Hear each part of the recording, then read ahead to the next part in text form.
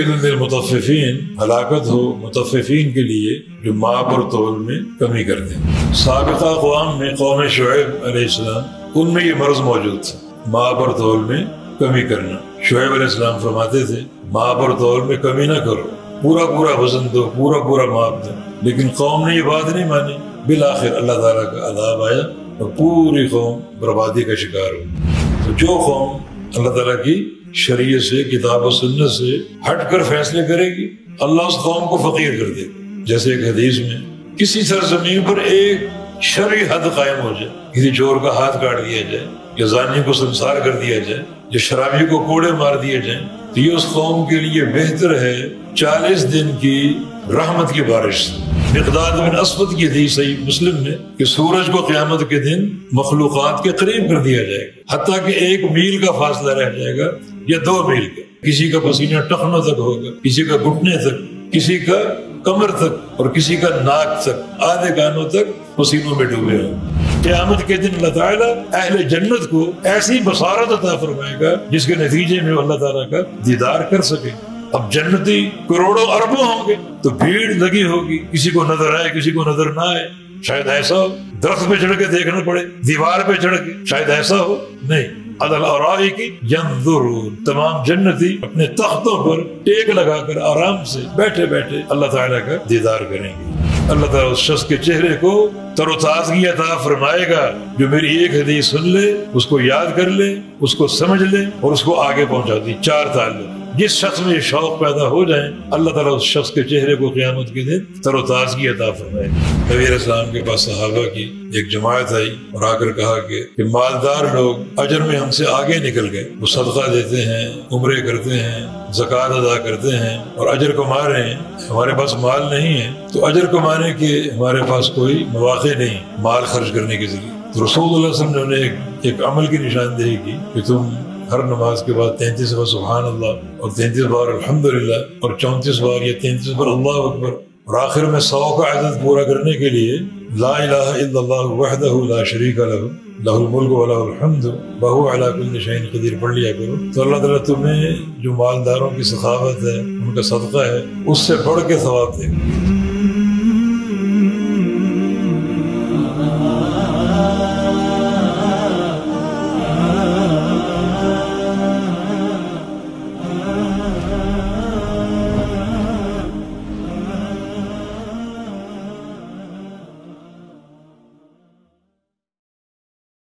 اعوذ باللہ من الشیطان الرجیم، بسم اللہ الرحمن الرحیم۔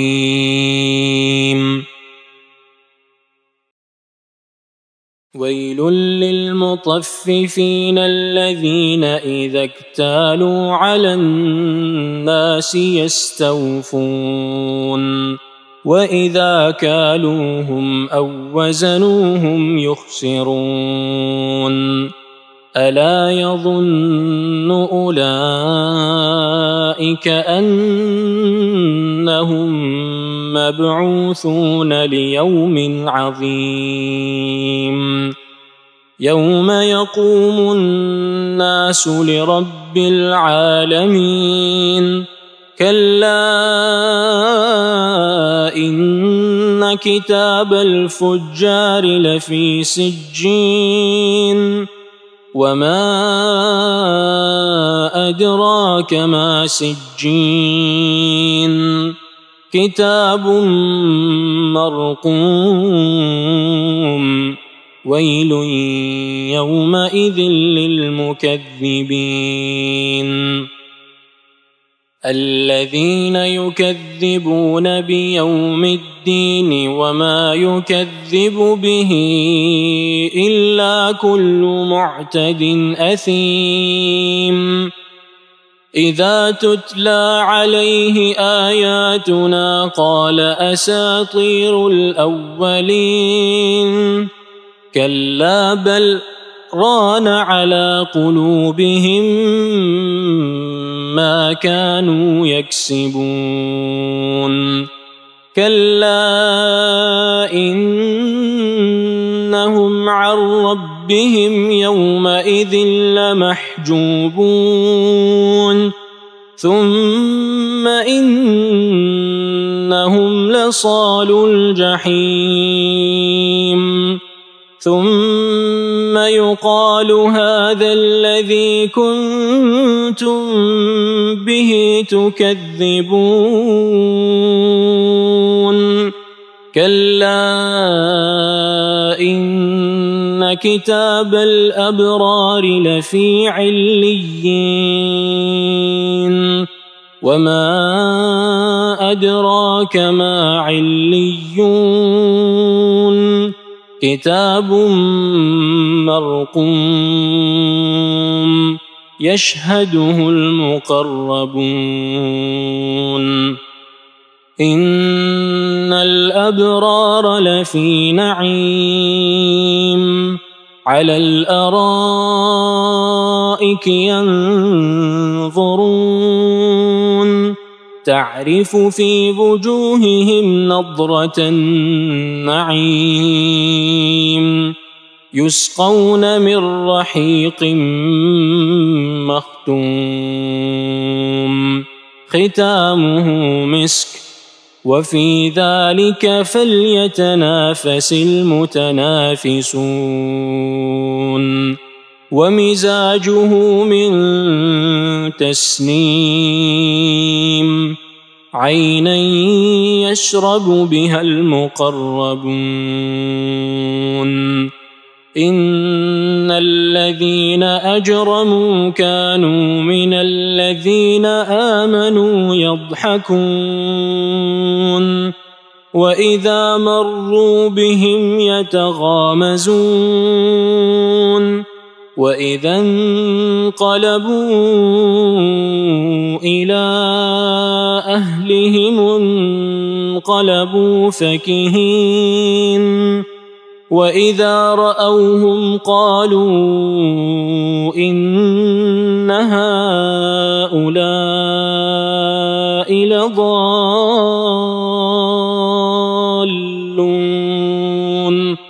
وما أرسلوا عليهم حافظين فاليوم الذين آمنوا من الكفار يضحكون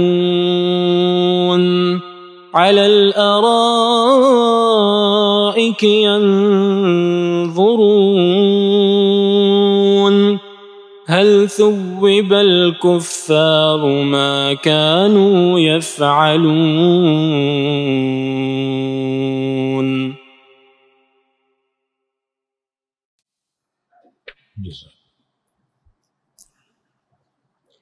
إن الحمد لله نحمده ونستعينه ونستغفره ونعوذ بالله من شرور أنفسنا ومن سيئات أعمالنا من يهده الله فلا مضل له ومن يضلل فلا هادي له وأشهد أن لا إله إلا الله وحده لا شريك له وأشهد أن محمدا عبده ورسوله.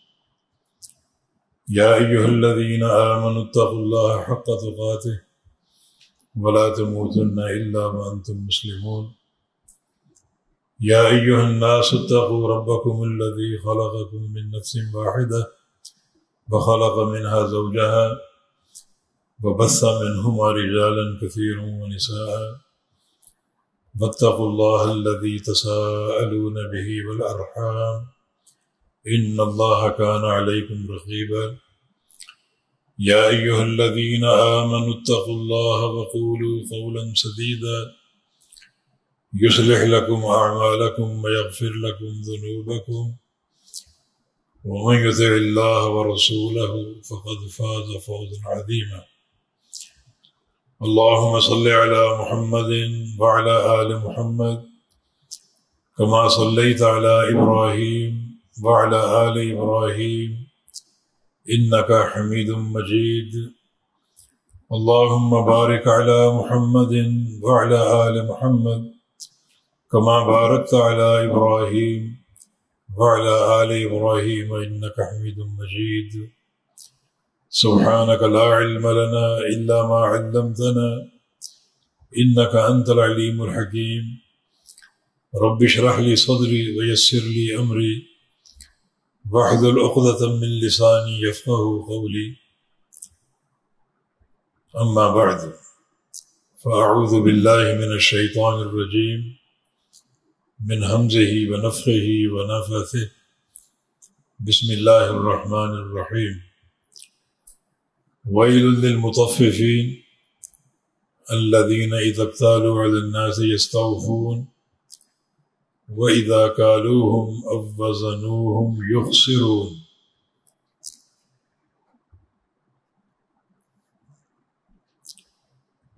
یہ سورۃ المطففین ہے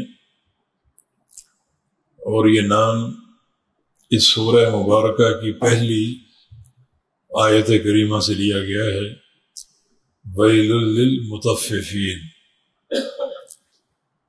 جس کا معنی مطففین کے لیے ویل ہو۔ یہ ویل نکرہ ہے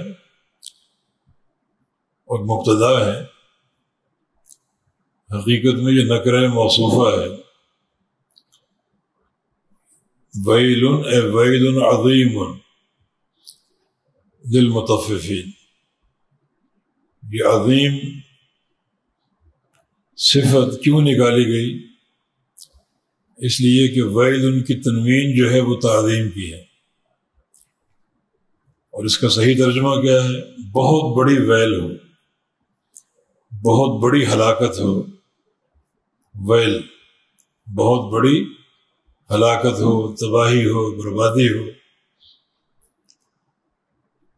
بعض روایتوں میں ویل جہنم کی ایک وادی ہے،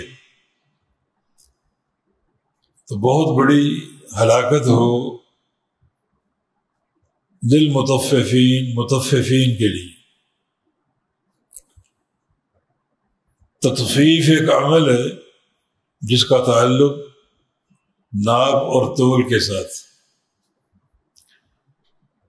کوئی چیز خریدنی ہو تو ناپ اور تول میں پورا حساب رکھا جائے، اور اگر بیچنی ہو تو ناپ اور تول میں کمی کر دی جائے، یہ تطفیف۔ تو جو لوگ ناپ اور تول میں کمی کرنے والے ہیں ان کے لیے ویل ہے، بربادی ہے اور تباہی ہے۔ یہ تطفیف جو ہے مطففین، اس کا مادہ ہے تفیف، تو فا یا فا، تفیف۔ اور تفیف بولتے ہیں الشیء الحقیر الیسیر، معمولی سی شے، حقیر سی شے، تفیف۔ اور مطففین ماپ تول میں کمی کرنے والے، تو کمی کتنی کر سکیں گے؟ اب اگر کسی کو 2 کلو چینی آپ نے تول کر دینی ہے تو اس میں کتنا کم کر لیں؟ کیونکہ 1 چٹان، آدھا چٹان، یہ شے یسیر ہے نا، تفیف، بالکل ایک ہلکی سی آپ نے کمی کی، اس پر یہ بربادی کی وعید ہے۔ یہ کسی کا حق مارنا ہلکا سا بھی ایسے لوگوں کے لیے ویل ہے۔ ایک چیز آپ ناپ کر دے رہے ہیں، کپڑا ہے وہ ناپ کر دے رہے ہیں، اور اس میں آپ کمی کر دیں، کتنی کمی کر سکیں؟ چند انچ۔ اگر 4-5 گز کپڑا آپ نے دینا ہے تو کتنا کم کریں گے؟ 2-4 تھان تو کم نہیں کریں گے، چند انچ ہی کم ہوگا نا۔ تو یہ خیانت کی ایک عجیب صورت ہے، یعنی ہلکی سی خیانت ہے، اور وعید بہت بڑی، ویل، ایسے لوگوں کے لیے بربادی جو ناپ اور تول میں کمی کرنے والے۔ تو اس سے اندازہ کیجئے کہ کوئی شخص اگر لوگوں کے بڑے بڑے حقوق مارتا ہے، یہ تو چھوٹی سی حق تلفی ہے، لیکن بڑے بڑے حقوق لوگوں کے مارتا ہے اور ان کا مال ہتھیاتا ہے، تو وہ کتنی خطرناک وعیدوں کا مستحق ہوگا۔ اللہ تعالیٰ نے متففین کا لفظ استعمال کر کے اس خیانت کو چھوٹا ظاہر کیا کہ آپ ماب میں تول میں تھوڑی بہت کمی کرتے ہیں، اس پر یہ وعید ہے ویل کی۔ تو ویل ہلاکت ہو، بربادی ہو، یہ ویل اگر مضاف نہ ہو تو مرفوع ہوتا ہے ویل، ویل لکل ہمزۃ لمزہ، ویل للمصلین۔ اگر یہ اضافت سے کٹا ہو تو یہ مرفوع ہوتا ہے، اور اگر مضاف استعمال ہو تو منصوب ہوتا ہے۔ ویلکم لا تفتروا، ویلکم لا تفتروا، یہاں ویل مضاف اور کم مضافل ہے، تو اضافت کی صورت میں یہ منصوب ہوتا ہے، اور اضافت سے کٹا ہو تو مرفوع ہوتا ہے۔ یہاں مضاف نہیں ہے اس لیے مرفوع ہے۔ ویل للمطففین، ہلاکت ہو مطففین کے لیے جو ماپ اور تول میں کمی کرتے ہیں۔ یہ کون لوگ ہیں؟ الذین، یہ وہ لوگ ہیں اذا اکتالوا علی الناس، جب وہ ناپتے ہیں یا ماپتے ہیں لوگوں سے، یہ علی بمعنی من ہے، من الناس، یہ لوگوں سے خریدتے ہوئے کوئی چیز ماپتے ہیں، یستوفون، پورا پورا لیتے ہیں، کپڑا ہو یا زمین کا سودا ہو رہا ہے 2 ایکڑ 4 ایکڑ، تو پھر بڑی کھلی نگاہوں سے وہ ماپ کی نگرانی کرتے ہیں اور پورا پورا وصول کرتے ہیں۔ الذین، یہ وہ لوگ ہیں اذا اکتالوا، جب وہ ماپتے ہیں لوگوں پر یا لوگوں سے، یستوفون، تو پورا پورا اپنا حصہ، اپنا حق وصول کرتے ہیں۔ وَإِذَا كَالُوهُمْ، اور جب انہیں ماپ کر دیتے ہیں، یہ ہم منصوب ہے اور یہ ضمیر لوٹ رہی ہے الناس کی طرف، اور جب ناپ کے دیتے ہیں انہیں، لوگ خریداروں، آپ بیچ رہے ہیں، وَإِذَا كَالُوهُمْ، اور جب ناپ کر دے انہیں، او وزنوہم، یا تول کر دے انہیں، وزن کر کے دیں، یخسرون، تو کمی کر لیتے ہیں، یخسرون خسارے میں دیتے ہیں، نقصان میں دیتے ہیں اور کم کر کے دیتے ہیں۔ وَإِذَا كَالُوهُمْ، اور جب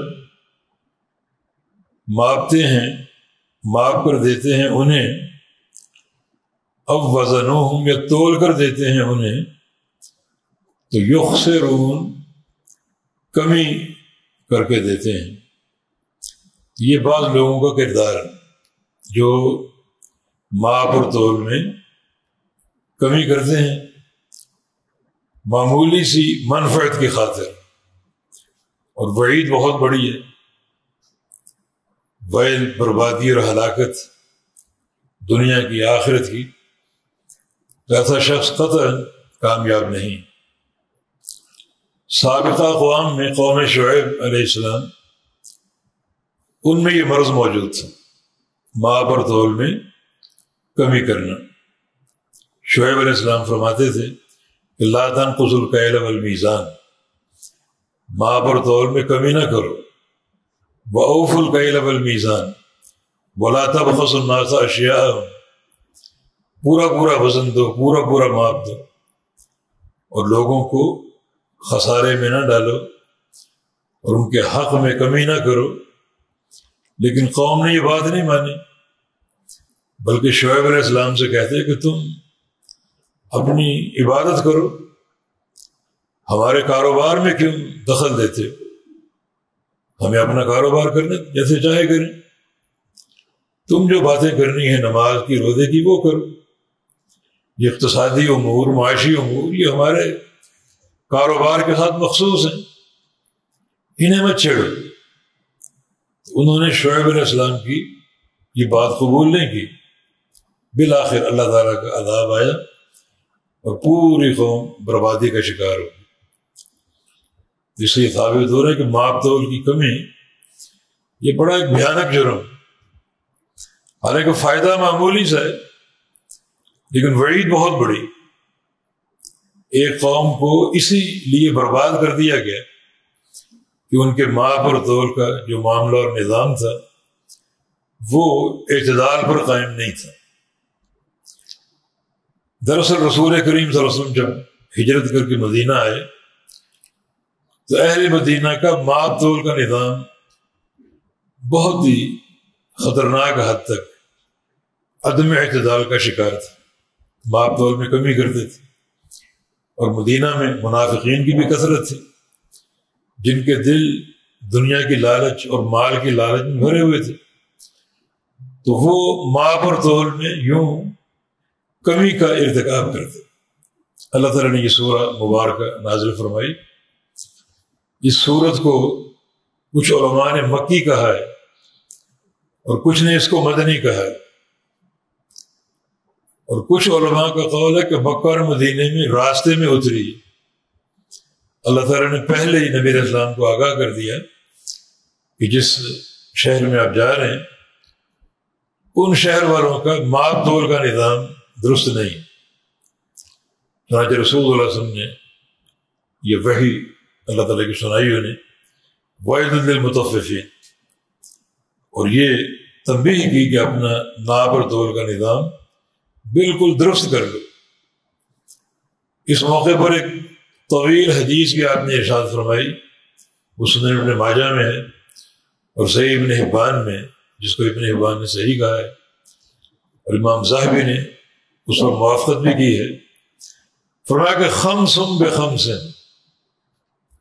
5 چیزیں، 5 عذاب حاصل ہوتے ہیں 5 گناہوں کے بدلے میں۔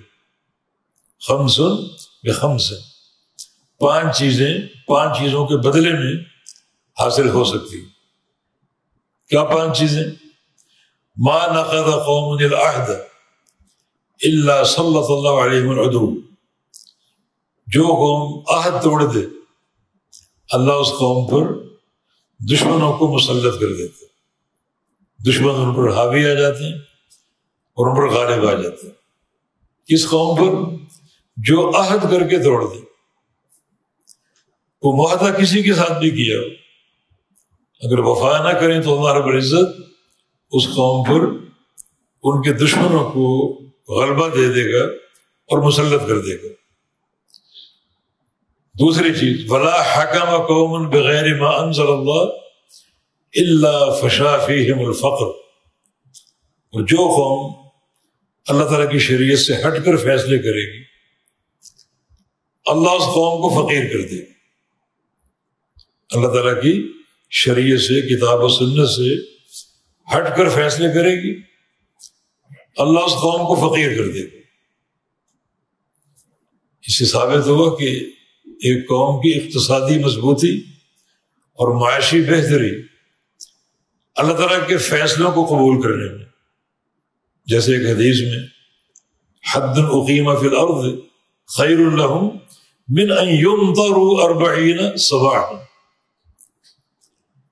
کسی سرزمین پر ایک شرعی حد قائم ہو جائے، کسی چور کا ہاتھ کاٹ دیا جائے یا زانی کو سنسار کر دیا جائے یا شرابی کو کوڑے مار دیے جائیں، تو یہ اس قوم کے لیے بہتر ہے 40 دن کی رحمت کی بارش سے، ان 40 دن متواتر بارش برسے رحمت کی، اور کتنے باغات شاداب ہوں گے، کتنی کھیتیاں حاصل ہوں گی اور زمین کتنے خزانے ابلے گی۔ اللہ تعالیٰ اس سے بڑھ کر اس قوم کو عطا فرمائے گا جو قوم اللہ تعالیٰ کے حکم کی تنفیذ کرتے ہوئے ایک شرعی حد نافذ کر دے، اور اس کے برعکس اگر کتاب و سنت سے ہٹ کر فیصلے ہوں گے تو اللہ اس قوم کو فقیر کر دے گا۔ اور تیسری چیز، وَلَا ظَهَرَ فِيهِمُ الْفَاحِشَةُ إِلَّا ظَهَرَ فِيهِمُ الْمَوْتُ، جس قوم میں بدکاری عام ہو جائے اور اعلانیہ بدکاریاں کریں جب بدکاریوں کے اسباب اعلانیہ لوگوں کے سامنے پیش کریں تو اللہ رب العزت اس قوم میں موت جاری کر دے گا۔ ایک حدیث میں بیماریاں، دردیں اور تکلیفیں، جو بیماریاں ان کی آباء و اجداد میں نہیں تھیں، نئی نئی بیماریاں، اور ان بیماریوں کا انجام بھی موت ہی ہے۔ ان دونوں حدیثیں ایک ہی معنی رکھتی ہیں۔ تو اللہ تعالیٰ اس قوم کو موت دے دے گا اور موتیں رفتہ رفتہ سرایت کریں گی، اور وہ قوم آہستہ آہستہ موت کے منہ میں چلی جائے گی۔ اور آگے وَلَا تَخْفَفُ الْمِكْيَالَ إِلَّا مُنِعُوا مِنَ النَّبَاتِ وَأُخِذُوا بِالسِّنِينِ، اور جو قوم ماب تول میں کمی کرے، جس کا موضوع سے تعلق ہے، جو قوم ماب تول میں کمی کرے اللہ تعالیٰ اس کی فصلیں کم کر دے گا، کھیتیاں کم کر دے گا، باغات میں کمی آ جائے گی۔ اور اخذوا بالسنین، اللہ رب العزت ان پر قحط سالی مسلط کر دے گا، قحط سالی۔ یہ نتیجہ ہے ماب تول میں کمی کا۔ ولا منع الزکوٰۃ الا حبس عنهم المطر، اور اگر قوم زکوٰۃ نہ دے، بالکل نہ دے یا اس میں کمی کر کے دے، تو اللہ اس قوم کی بارش روک لے گا، اور خشک سالی اس قوم کا مقدر بن جائے۔ اور ایک حدیث میں یوں بھی ہے کہ لولا البہائم لم یمطروا، بارشیں کیوں برسیں گی؟ حالانکہ قوم زکوٰۃ نہیں دے رہی، مگر پھر بھی بارشیں برسیں گی۔ یہ جانوروں کی خاطر، اگر جانور نہ ہوتے تو اللہ بالکل بارش نہ دیتے۔ تمہارا جو لوگ زکوٰۃ نہیں دیتے، اگر بارش برستی ہے اور ان کو پانی میسر ہوتا ہے اور اس بارش کے فوائد حاصل ہوتے ہیں، تو ان کی وجہ سے نہیں بلکہ کتوں اور خنزیروں کی وجہ سے۔ اگر بہائم نہ ہو تو اللہ تعالیٰ بارش نہ برسائے، پھر بھی برستی ہے، یعنی اگر زکوٰۃ نہ دی جائے تو اللہ تعالیٰ بارش نہ برسائے۔ لیکن بارش کیوں برساتا ہے؟ کیونکہ زمین میں جانور موجود ہیں، طرح طرح کی مخلوقات موجود ہیں، اور ان کو سیراب کرنا ضروری ہے، تو ان کی خاطر انہیں بھی مل جاتا ہے۔ اس حدیث کا شاہد کیا ہے کہ متففین جو ہیں وہ اس دنیاوی نقصان کے متحمل ہوں گے کہ اللہ رب العزت ان کی فصلیں کم کر دے گا، ان کے پھلوں میں باغات میں کمی آ جائے گی، اور رفتہ رفتہ وہ قوم خشک سالی میں مبتلا ہو جائے گی۔ یہ تخفیف جو ہے ماب تول میں کمی، اس کی ایک صورت اور بھی ہے، اور وہ ہے سودے کے عیوب کو چھپانا۔ جو آپ مال بیچ رہے ہیں اس میں کوئی عیب ہے جس کا آپ کو علم ہے، خریدار کو علم نہیں ہے، آپ اس کو چھپا لیں، یہ بھی تخفیف ہے، کیونکہ اس سے بھی خریدار کو نقصان لاحق ہوتا ہے۔ الا یظن اولئک انہم مبعوثون، یہ الا دو حرفوں کا مرکب ہے، آ الگ ہے اور لا الگ ہے۔ آ حمزہ استفہام ہے اور لا حرف نفی، اور الا کا معنی کیا ہو گیا؟ الا یظن اولئک، کیا یہ لوگ یقین نہیں رکھتے؟ نفی کا معنی، نفی اور استفہام۔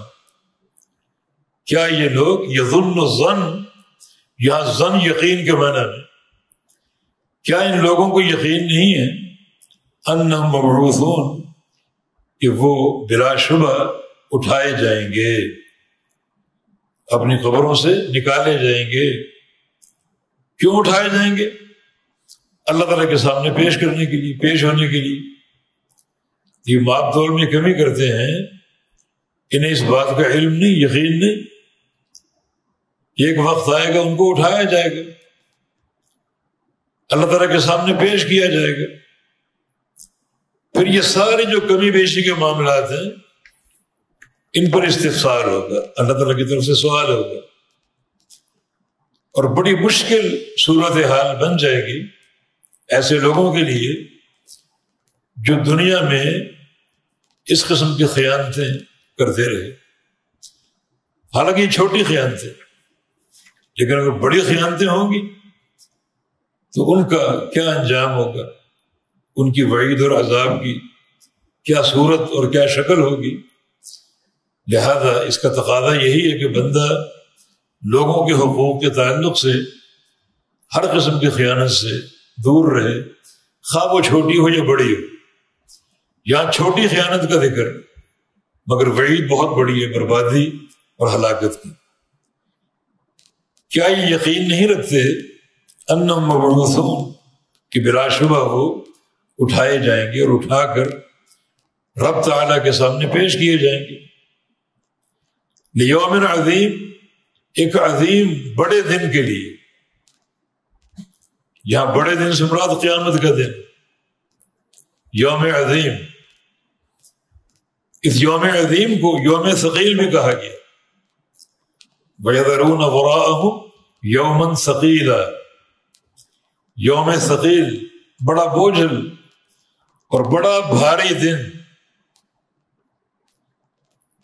سیدہ عائشہ صدیقہ فرماتی ہیں کہ رسول اللہ علیہ وسلم اپنے رات کے قیام میں جو دعائیں کرتے تھے ان میں سے ایک دعا یہ تھی، اللہم انی اعوذ بک من ضیق المقام یوم القیامہ۔ اے اللہ تیری پناہ پکڑتا ہوں قیامت کے دن جگہ کی تنگی سے، جہاں کھڑا ہونا ہے اس جگہ کی تنگی سے تیری پناہ پکڑتا ہوں۔ اور پتہ نہیں قبروں سے اٹھ کر محشر کے میدان میں کتنی دیر کھڑا ہونا ہو۔ بعض ضعیف روایتوں میں 300 سال کا ذکر آتا ہے۔ اب ابن کثیر رحمہ اللہ نے 360 سال کی روایت پیش کی، یعنی 3 صدیاں اور 60 سال ہوگا۔ 360 سال میدان محشر میں کھڑا ہونا پڑے گا، حساب و کتاب سے قبل، حساب و کتاب سے قبل۔ اور مجموعی طور پر یہ دن دنیا کے 50,000 سال کے برابر ہوگا۔ اس کو اللہ تعالیٰ یوم عظیم کہہ رہے، یوم عظیم، بڑے دن کے لیے،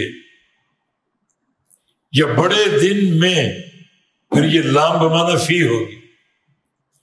میں نے بتایا تھا کہ حروف جارہ میں آپس میں تناوب ہے، ایک حرف دوسرے کی جگہ استعمال ہوتا ہے، معنی اسی حرف کا کریں گے۔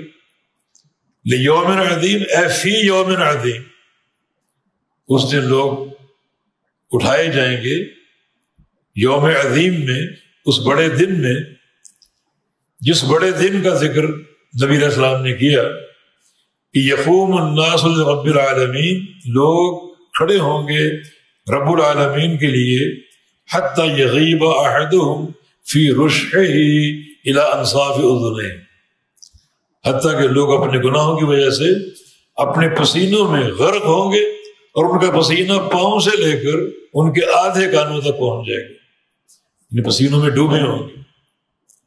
اور بعض حدیث میں گناہوں کے بقدر، یعنی کسی کا پسینہ ٹخنوں تک ہوگا، کسی کا گھٹنے تک، کسی کا کمر تک، اور کسی کا ناک تک، آدھے کانوں تک پسینوں میں ڈوبے ہوں گے۔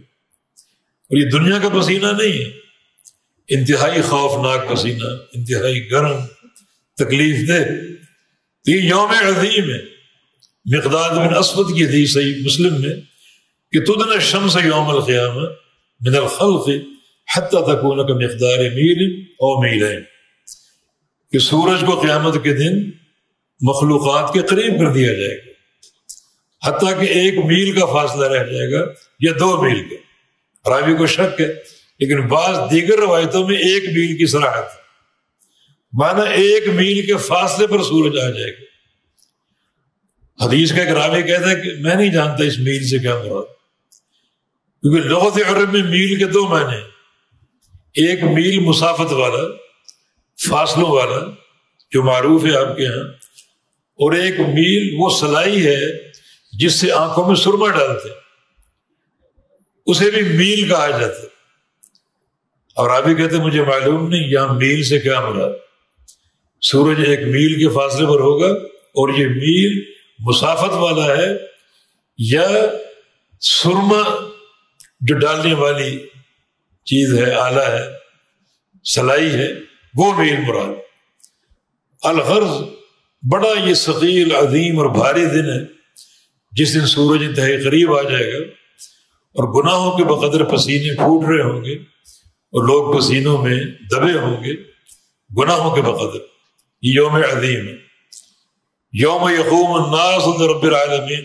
اس دن یقوم کھڑے ہوں گے الناس تمام لوگ، الاستغراقی جتنے بھی لوگ، عربی عجمی کسی بھی دور کے، سب نیک ہوں بد ہوں، کھڑے ہوں گے رب العالمین، رب العالمین کے لیے۔ لوگ کھڑے ہوں گے، لوگوں کو کھڑا ہونا پڑے گا رب العالمین کے لیے۔ اس کا معنی یہ کہ اللہ تعالیٰ کو حساب و کتاب دینے کے لیے میدان معاشر میں انہیں کھڑا ہونا پڑے گا، اور کئی صدیاں، جیسے کہ 300 سال اور 360 سال کی روایت، لوگوں کو رب العالمین کے لیے کھڑا ہونا پڑے گا یا رب العالمین کے سامنے کھڑا ہونا پڑے گا۔ کیوں؟ حساب و کتاب کے لیے۔ یہ یقوم جو ہے، یقوم الناس، لوگ کھڑے ہوں گے، یا تو یہ قیام من القبور ہے، قبروں سے کھڑے ہوں گے، قبروں سے اٹھیں گے، اور یا یہ قیام ہے رب العالمین کے سامنے حساب و کتاب کے لیے۔ اس طرح کھڑے ہوں گے کہ لوگوں کا کوئی اختیار نہیں ہوگا۔ والامر یومئذ للہ، اس دن تمام اختیار اللہ رب العزت کا ہوگا۔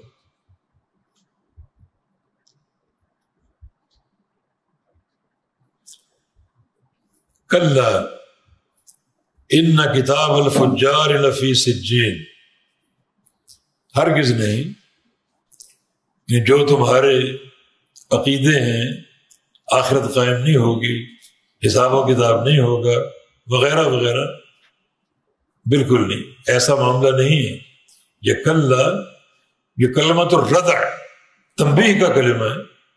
ایسا ہرگز نہیں، جو تمہاری سوچ ہے، تمہارا جو عقیدہ ہے، ایسا ہرگز نہیں۔ ان کتاب الفجار لفی سجین، بلا شبہ فجار کی کتاب، کتاب سے مراد اعمال نامہ جو فرشتوں نے لکھا ہے، وہ کہاں ہوگا؟ لفی سجین، سجین میں ہوگا۔ کتاب الفجار انا کا اسم اور فی سجین انا کی خبر۔ بلا شبہ فجار، فجار فاجر کی جمع، اور فاجر فاسق۔ فاجر وہ شخص ہے الذی خرج من طاعت اللہ ورسولہ، جو اللہ اور اس کے رسول کی اطاعت سے خارج ہو جائے، وہ فاجر۔ جمع فجار، فجار کا اعمال نامہ کہاں ہوگا؟ لفی سجین، سجین میں ہوگا۔ سجین ایک ٹھکانہ ہے جو 7ویں زمین کے نیچے، تحت الارض السابعۃ السفلی، نیچے جو 7ویں زمین ہے اس سے بھی نیچے یہ ٹھکانہ ہے سجین۔ امام مجاہد فرماتے ہیں کہ سجین ہی میں فاجر اور فاسق اور کافر لوگوں کی روحیں ہوں گی، اور سجین ہی میں ان کا اعمال نامہ ہوگا۔ اس اعمال نامے میں کیا ہوگا؟ ان کی زندگی کی کرتوتیں، ان کے اعمال، اور اس میں کیا ہوگا؟ ان کی سزائیں، یہ لوگ کس سزا کے مستحق ہیں، اور یہ ساری چیزیں 7ویں زمین کے نیچے سجین مقام پر ہوں۔ وما ادراک ما سجین، آپ کیا جانیں، آپ کو کیا معلوم سجین کیا ہے؟ سجین کو آپ کیا سمجھتے ہیں، کیا جانتے ہیں؟ آگے سن لیں، کتاب مرقوم، وہ ایک کتاب ہے لکھی ہوئی۔ کیا لکھی ہوئی؟ اس میں انسانوں کے اعمال ہیں جو فاسق اور فاجر ہیں، مشرک ہیں، کافر ہیں، منافق ہیں، ان کے اعمال تحریر ہیں، اور ان اعمال کی سزائیں، ان کے نتائج، بھیانک نتائج وہ لکھے ہوئے۔ یہ سارے فیصلے ہو چکے ہیں، کتاب میں بند ہے، اور وہ کتاب 7ویں زمین کے نیچے سجین مقام پر موجود ہے۔ اسی مقام پر ان فاسق و فاجروں کی روحیں بھی موجود ہیں۔ یہ سارا خزانہ نیچے موجود ہے۔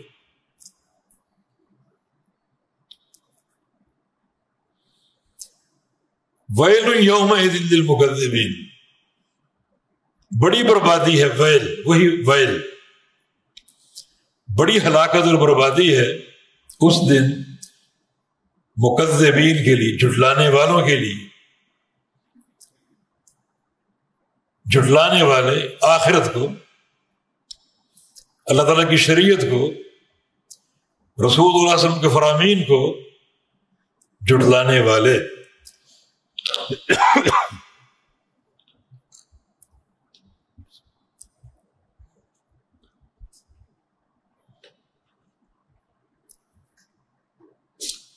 یومئذ، اس دن یعنی قیامت کے دن، کیا ہے؟ ویل ہے، بڑی بربادی ہے، للمکذبین، جھٹلانے والوں کے لیے۔ الذین یکذبون بیوم الدین، اور یہ وہ لوگ ہیں جو جھٹلاتے ہیں یوم الدین کو، قیامت کے دن کو۔ یوم الدین حقیقت میں جزا اور سزا کا دن، جس دن بندوں کے اعمال کی جزا صادر ہوگی اور فیصلے مرتب ہوں گے، وہ یوم الدین کہلاتا ہے۔ تو جو لوگ اس دن کو جھٹلاتے ہیں، یہ بڑے مکذبین ہیں، ان کے لیے ویل ہے۔ وما یکذب بہ الا کل معتد اثیم، یہ ما نافیہ، نفی کا معنی، کیونکہ آگے الا آ رہا، اور نہیں جھٹلاتے وہ لوگ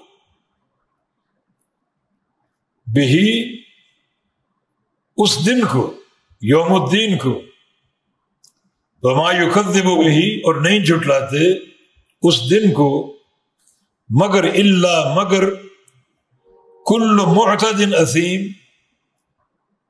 ہر وہ لوگ جو معتد ہیں، یعنی حد سے گزرنے والے، حد سے بڑھ جانے والے، اور حد سے تجاوز اختیار کرنے والے، اور اثیم، بڑے بڑے گناہ گار۔ وما یکذب بہ، اور نہیں جھٹلاتے اس کو، الا، مگر کل معتد اثیم، ہر وہ شخص، یہ ہر وہ لوگ جو معتد ہیں، حد سے بڑھنے والے، اور اثیم ہیں، یعنی بڑے گناہ کرنے والے۔ اثیم، اس کا معنی جو آخرت کا انکار کرتے ہیں، نمبر 1 وہ مکذب ہیں، قرآن نے ان کو مکذب کہا ہے، جھٹلانے والے۔ نمبر 2 وہ معتدی ہیں، حد سے بڑھ جانے والے، اور نمبر 3 وہ اثیم ہیں، بڑے گناہ گار۔ یعنی ساری وعیدیں ہیں، تنبیہیں ہیں کہ ایسے لوگ معتدی ہیں، تجاوز کرنے والے، اثیم ہیں، بڑے گناہ گار۔ اذا تتلی علیہ آیاتنا قال اساطیر الاولین، اذا، جب بھی، تتلی، پڑھی جاتی ہیں، تلاوت کی جاتی ہیں، علیہ، اس پر، اس جھٹلانے والے پر، آیاتنا، ہماری آیات، آیات بینات، قال، تو کیا کہتے ہیں؟ اساطیر الاولین، یہ تو گزشتہ قوموں کی کہانیاں ہیں، سابقہ قوموں کے قصے ہیں، جو کسی نے نعوذ باللہ محمد صلی اللہ علیہ وسلم کو سکھا دیے، اور وہ ہم کو پڑھ کے سنا دیتے ہیں۔ یہ بھی ان کا انجام ہے۔ یعنی تکذیب کا شاخصانہ یہ ہے کہ اس کتاب مقدس کو اساطیر الاولین سمجھتے ہیں، سابقہ قوموں کے قصے کہانیاں سمجھتے ہیں، جو اللہ کی تنزیل نہیں ہے بلکہ لوگوں نے آپ پر القاء کیے اور آپ کو تعلیم دی ہے۔ کلا، ہرگز نہیں، وہی کلمۃ الردع، تنبیہ کا انداز، ایسا نہیں ہے۔ قیامت کے دن کا انکار روا نہیں ہے، اور یہ وحی اساطیر الاولین نہیں ہے، ایسا ہرگز نہیں۔ بل ران علی قلوبہم ما کانوا یکسبون، بلکہ معاملہ یہ ہے، بات یہ ہے، ران علی قلوبہم، زنگ لگ چکا ہے ان کے دلوں پر۔ رین سیاہی یا زنگ، ان کے دلوں پر سیاہی چھا چکی، ان کے دلوں پر زنگ غالب آ چکا ہے۔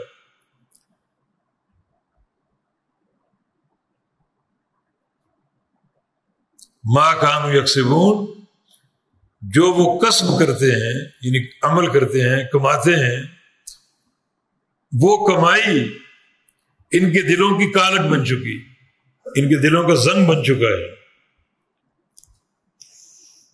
یہ رین کا معنی سیاہی یا زنگ، ان کے دل زنگ آلود ہو چکے ہیں ان کے اعمال کی وجہ سے۔ جو اعمال یہ کرتے ہیں وہ اعمال ان کے دلوں کا زنگ بن چکے ہیں، ان کے دلوں کی سیاہی بن چکی ہیں۔ تو اصل رین کا معنی سواد القلب، دل کی سیاہی۔ دل کے تعلق سے مختلف صیغے وارد ہوئے ہیں، جیسے ام علی قلوب اقفالها، دلوں پر تالے لگ چکے ہیں، کہ ختم اللہ علی قلوبہم، اللہ نے ان کے دلوں پر مہر لگا دی۔ تو ایک رین ہے، ایک ختم، اور ایک اقفال، تالے لگا دینا۔ ان سب میں جو شدید چیز ہے وہ دل کا رین، دل کی سیاہی، دل کی سیاہی۔ ایک بہت بڑے نحوی اور لغوی ابو معاذ فرماتے ہیں کہ الرین اشد من الطبع والاقفال، یہ دلوں کا زنگ اور دلوں کی سیاہی جو ہے یہ مہر اور قفل یعنی تالے سے زیادہ سنگین۔ اور یہ دل سیاہ کیوں ہوتے ہیں، زنگ آلود کیوں ہوتے ہیں؟ اسی کفر کی بنا پر۔ یہ ایک بندہ اگر کافر نہیں مسلمان ہے تو اس کا دل سیاہ ہوتا ہے گناہوں کی کثرت کی وجہ سے، جیسا کہ حدیث میں کہ اذا اذنب ابن آدم نکت فی قلبہ نکتۃ سوداء، ابن آدم جب کوئی گناہ کرتا ہے تو اس گناہ کے عوض اس کے دل پر سیاہ نشان لگا دیا جاتا ہے، سیاہ نشان۔ پھر دوسرا گناہ، پھر تیسرا گناہ۔ حسن بصری کا قول ہے، علماء تابعین میں سے یہ، کہ الذنب علی الذنب ثم الذنب علی الذنب حتی یغمر القلب فیموت، گناہوں پر گناہ، پھر گناہ پر گناہ، حتیٰ کہ کثرت گناہ کی بنا پر جو گناہوں کی کالک ہے وہ دل کو ڈھانپ لیتی۔ جب وہ کالک دل کو ڈھانپ لے تو دل مردہ ہو جاتا۔ اسی کو رسول اللہ صلی اللہ علیہ وسلم نے القلب القاسی کہا ہے، سخت دل۔ اور ایک حدیث میں ابعد الناس من اللہ القلب القاسی، اللہ تعالی سے سب سے دور قلب قاسی ہے، سخت دل۔ یہ دل کی سیاہی جو ہے دل کو کالا کر دیتی ہے اور دل کو سخت کر دیتی۔ اس کی پھر سزا کیا ہے؟ سزا یہ کہ اس دل کو پھر نیکی کی توفیق نہیں ملتی، اس دل میں پھر نیکی داخل ہوتی ہی نہیں۔ اور نبی علیہ السلام نے یہ سیاہی اور یہ سختی بالخصوص فتنوں کے ساتھ مربوط کی۔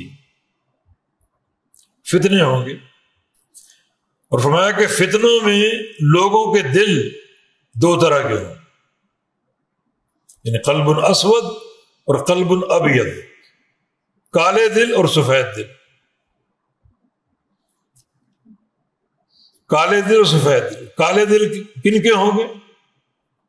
جن دلوں نے فتنوں کو قبول کر لیا۔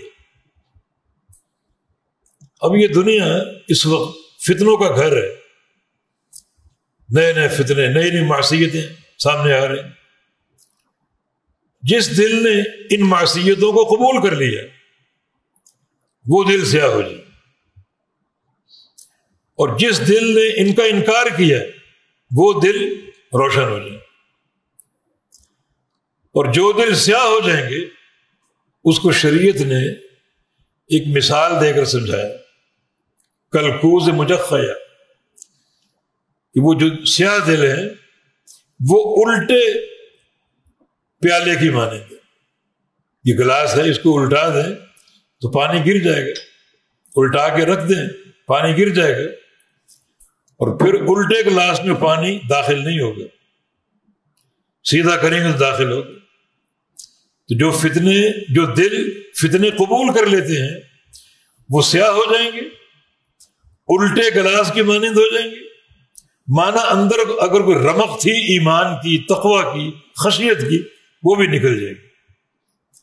اور الٹے گلاس میں جیسے پانی داخل نہیں ہوتا ویسے اس منکوس اور معکوس دل میں ہدایت، نیکی اور تقوی داخل نہیں ہوگی۔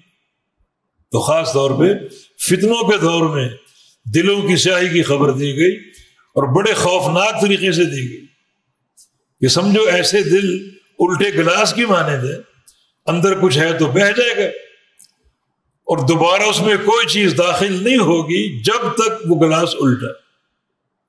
وَلَوْ أَنَّنَا نَزَّلْنَا إِلَيْهِمُ الْمَلَائِكَةَ وَكَلَّمَهُمُ الْمَوْتَى وَحَشَرْنَا عَلَيْهِمْ كُلَّ شَيْءٍ قُبُلًا مَا كَانُوا لِيُؤْمِنُوا إِلَّا إِن شَاءَ اللَّهُ۔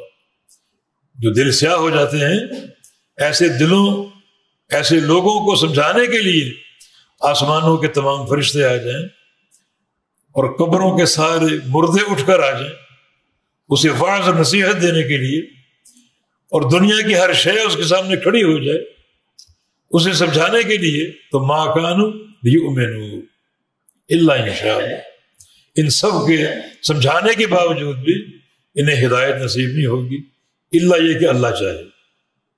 جس نے وہ مہر لگائی اگر وہ توڑ دے تو بندہ دوبارہ پلٹ سکتا ہے، اور اگر اللہ نہ چاہے اور وہ مہر برقرار رہے تو ساری طاقتیں کوشش کر لیں اس دل میں ایک رمق تقوی کی اور ہدایت کی داخل نہیں کر سکیں۔ تو بڑا یہ بھیانک مقام ہے۔ کلا، ہرگز نہیں، بل ران علی قلوبہم ما کانوا یکسبون، ان کے دلوں پر سیاہی بن چکی ہے۔ کیا چیز؟ جو وہ کماتے تھے، جو وہ عمل کرتے تھے، تو ان کی کرتوتیں ان کے دلوں کی سیاہی بن چکی۔ کلا انہم عن ربہم یومئذ لمحجوبون، ہرگز نہیں، پھر وہ کلمۃ الردع، انہم بے شک وہ لوگ، عن ربہم اپنے رب سے، یومئذ اس دن، لمحجوبون چھپا دیے جائیں گے، چھپا دیے جائیں گے۔ نیچے ترجمہ روک دیے جائیں گے، یہ غلط ہے، یہ ترجمہ غلط ہے، چھپا دیے جائیں۔ یہ ترجمہ کسی ایسے شخص کا ہے جو قیامت کے دن اللہ تعالیٰ کے دیدار کو نہیں مانتا، انہیں چھپا دیا جائے گا اللہ تعالیٰ سے، ان کو اللہ کا دیدار حاصل نہیں ہوگا۔ اور یہ ایک بھیانک عذاب ہے جس کا معنی جو متقی مومن ہیں انہیں دیدار ہوگا۔ آگے آ رہے ہیں علی الارائک ینظرون، یہ تختوں پر ٹیک لگا کر اپنے رب کے وجہ کریم کو دیکھیں گے۔ تو یہاں اللہ تعالیٰ کی رؤیت اور دیدار کا اس بات ہے، انہیں حاصل نہیں ہوگا، یہ محجوب ہوں گے، چھپا لیے جائیں گے، لیکن جو متقی مومن ہیں انہیں حاصل ہوگا۔ تو کئی ایسے گمراہ فرقے جو اللہ رب العزت کے دیدار کو نہیں مانتے۔ انہیں کس چیز کا خدشہ ہے؟ دو خدشے ہیں. ایک اللہ تعالیٰ کے اگر چہرے کو مان لیں تو اس کی تجسیم اور تشبیہ لازم آتی. چہرہ ہمارا بھی ہے، تشبیہ لازم آئے گی، تجسیم لازم آئے گی. کہ اللہ تعالیٰ نے اپنی ذات کے بارے میں جو تعارف کرایا ہے، اللہ تعالیٰ کا وجہ، اللہ تعالیٰ کا چہرہ کتاب و سنت کے بے شمار دلائل سے ثابت ہے. جن کا انکار کفر ہے. اس کا وجہ چہرہ کیسا ہے؟ جیسا اس کے شان شان. ہماری طرح کا ہے نہیں، کیونکہ لیسا کمثلہ شیء، اس جیسی کوئی چیز نہیں. یہ فاسق و فاجر جو ہیں، ملحد مشرک یا کافر، یہ ان کے عذاب کی ایک شکل ہے کہ ان کو اللہ تعالیٰ کا دیدار نصیب نہیں ہو، چھپا دیے جائیں، محجوب ہوں. دوسرا ان کو خدشہ یہ ہے کہ جب قیامت کے روز اللہ رب العزت کا دیدار ہوگا، ظاہر ہے کہ ایک چیز کب دیکھی جاتی؟ جب ایک مقام پر موجود ہو. یہ گھڑی ایک مقام پر نصب ہے تو اس کو ہم دیکھ رہے ہیں. ورنہ اللہ تعالیٰ بھی ایک جگہ موجود ہوگا جہاں لوگ اس کو دیکھیں گے. تو کہتے ہیں اسے اللہ تعالیٰ کی جہت لادے ماری. یہ کہتے ہیں اللہ جہت سے پاک ہے. یہ عقیدہ بھی غلط ہے. جہت سے پاک کیوں ہے؟ وہ کہتے ہیں کہ جہت 6 ہے، دائیں بائیں آگے پیچھے اوپر نیچے. اللہ تعالیٰ کے لیے جہت اگر مان لیں تو اللہ رب العزت محصور ہو جائے گا، محصور اور محدود ہو جائے گا. اس لیے جہت کا انکار، دیدار یا زیارت یا دیکھنا کب ممکن ہوگا؟ جب ایک چیز کہیں موجود ہو، نصب ہو، اور اس کا موجود ہونا جہت کو لازم کرتا، تو اللہ تعالیٰ کی جہت ماننی پڑے گی.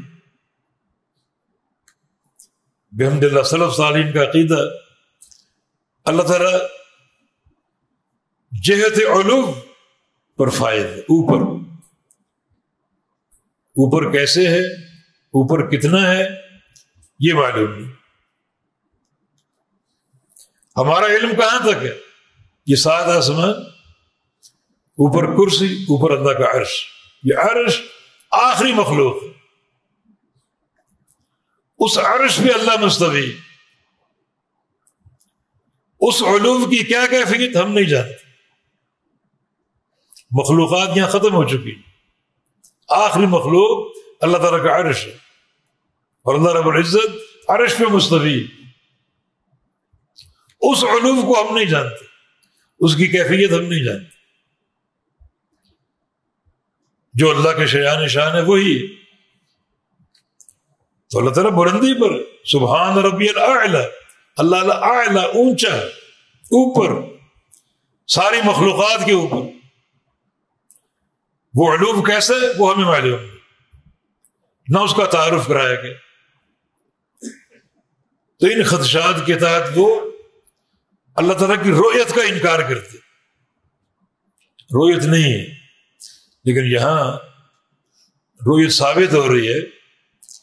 کلا، ہرگز نہیں، انہم، بے شک وہ، ان ربہم، اپنے رب سے، یومئذ، اس دن، لمحجوبون، چھپا لیے جائیں گے. ان کو اللہ کا دیدار نصیب نہیں ہوگا، اور اس کے مقابل جنتی اللہ کے دیدار سے فیض یاب ہوں گے.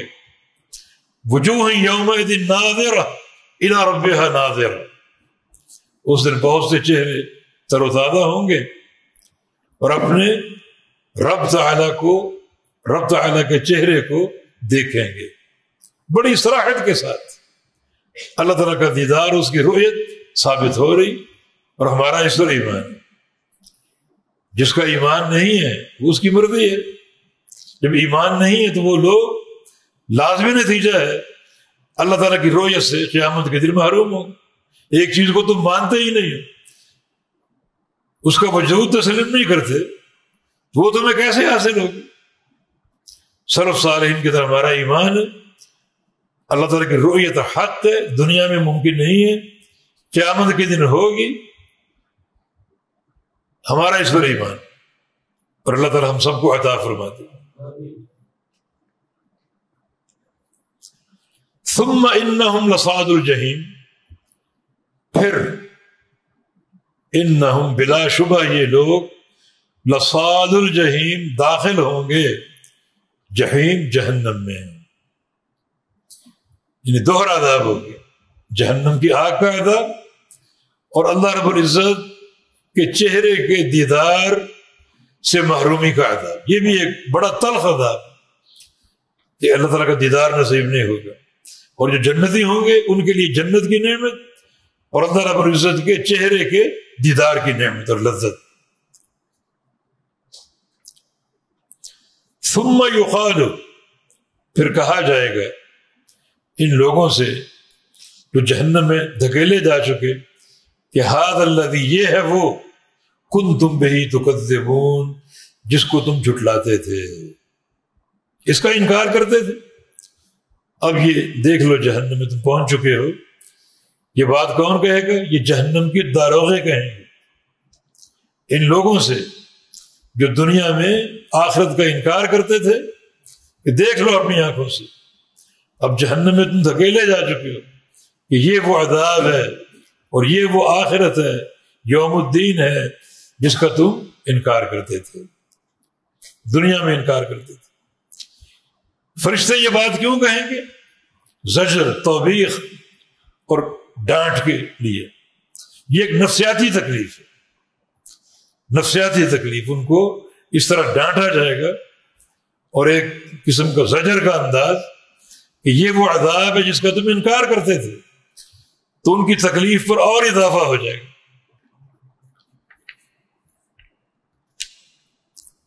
کلا، ہرگز نہیں، ان کتاب الابرار لفی علیین، بلا شبہ ابرار کا اعمال نامہ، کتاب سے مراد اعمال نامہ، لفی علیین، انا کی خبر ہے یہ علیین میں ہوگا،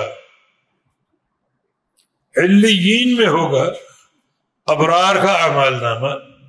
ابرار بر ان کی جمع، اور بر وہ شخص الذی دخل فی الطاعہ، جو ہمیشہ اطاعت میں داخل رہے، اس کی زندگی کا ہر لحظہ ہر لمحہ اللہ اور اس کے رسول کی اطاعت کے دائرے میں ہو، وہ ابرار ہیں. تو ابرار کی کتاب جو ہے وہ علیین میں ہوگی. علیین کیا ہے؟ یہ ایک ٹھکانہ جو 7ویں آسمان کے اوپر، سجین 7ویں زمین کے نیچے، جو کفار کے اعمال نامے کا ٹھکانہ اور ان کی روحوں کا ٹھکانہ، اور علیین 7ویں آسمان کے اوپر جہاں ارواح المومنین ہوں گی، ان کی روحیں، اور وہیں ان کے اعمال نامے ہوں گے. ہر کتاب پر ہر بندے کا نام ہوگا، ہر بندے کے اعمال درج ہوں گے، اور ان اعمال کا اجر لکھا ہوگا. اللہ تعالیٰ کے فیصلے جو اللہ تعالیٰ نے صادر فرما دیے وہ لکھے ہوں گے. یہ بندہ جنتی، یہ بندہ پورے صراط میں داخل ہوگا، یہ بندہ حوض کوثر کا پانی پیے گا. اس بندے کے لیے حور و قصور، ولدان اور غلمان، یہ اللہ تعالیٰ کے فیصلے جو صادر ہو جائیں گے وہ سب لکھے ہوئے ہیں.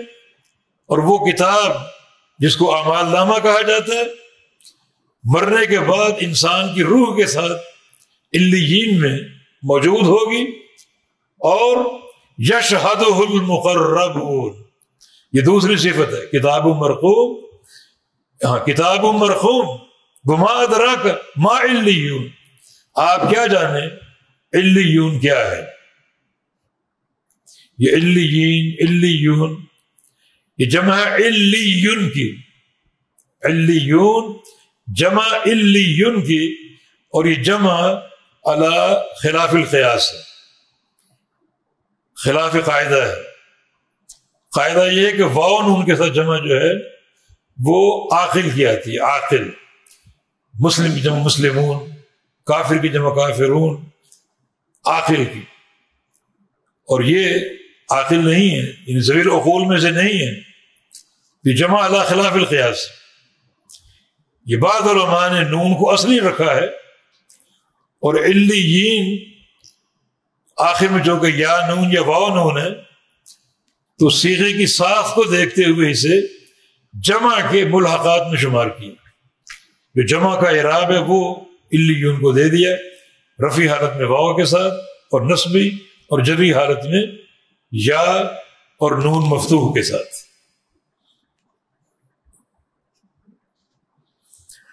کلا ہرگز نہیں، ان کتاب الابرار، بے شک نیک لوگوں کا اعمال نامہ، لفی علیین، البتہ علیین میں ہوگا، لام حرف تاکید ہے، مزید کلام کو مؤکد کیا ہے۔ یہ بات بلا شبہ ہے کہ ابرار کا اعمال نامہ علیین میں ہے، اور علیین جو ہے یہ ایک ٹھکانہ جو 7ویں آسمان کے اوپر موجود ہے۔ تو ما ادراک ما علیون، اور آپ کو کیا معلوم، آپ کیا جانیں علیین کیا ہے؟ کتاب مرقوم، یہ کتاب مرقوم ہے، کتاب لکھی ہوئی، اعمال نامہ۔ اس کتاب میں کیا لکھا ہے؟ ہر بندے کا نام، ہر بندے کا عمل، ہر بندے کا انجام۔ یہ فیصلے سارے صادر ہو چکے اور کتاب میں لکھے ہوئے ہیں۔ اور یشہدہ المقربون، مقرب فرشتے، مقربون فرشتے، مقربین، یشہدہ اس کتاب کے پاس موجود رہتے ہیں۔ شاہد یشہد، کسی مقام پر موجود ہونا، کسی مقام پر حاضر ہونا۔ تو اس کتاب کا اکرام، اس کتاب کی عظمت، کہ اس کی نگرانی فرشتے کر رہے ہیں۔ ایک بندے کا عمل نامہ کتاب کی شکل میں نیک اور صالح انسان کا 7ویں آسمان پر ہے، اور اس کتاب کی ہیبت اور اس کتاب کی عظمت یہ ہے کہ فرشتے اس کی چوکیداری کر رہے ہیں۔ یعنی وہاں امکان نہیں ہے کہ کوئی چیز اس سے کاٹ دی جائے یا کوئی چیز بڑھا دی جائے، امکان نہیں ہے۔ لیکن پھر بھی یہ اس کتاب کی عظمت ہے اور اس کتاب کی ہیبت اور تقدس ہے کہ اللہ تعالیٰ نے اس کتاب کی نگرانی پر ملائکہ کو مقرر کیا ہوا۔ اب ملائکہ وہاں مامور ہیں، اس کتاب کے پاس ہمیشہ رہتے ہیں اور اس کی نگرانی کر رہے ہیں، تاکہ بندوں کے اعمال محفوظ رہیں، کوئی عمل ضائع نہ ہو۔ حالانکہ ضائع ہونے کا امکان نہیں، مگر اللہ رب العزت نے ایک مومن کی کتاب کو یہ شرف عطا فرمایا اور یہ درجہ عطا فرمایا کہ علیین میں رکھا اور ملائکہ کو ان کی نگرانی پر مامور کر دیا۔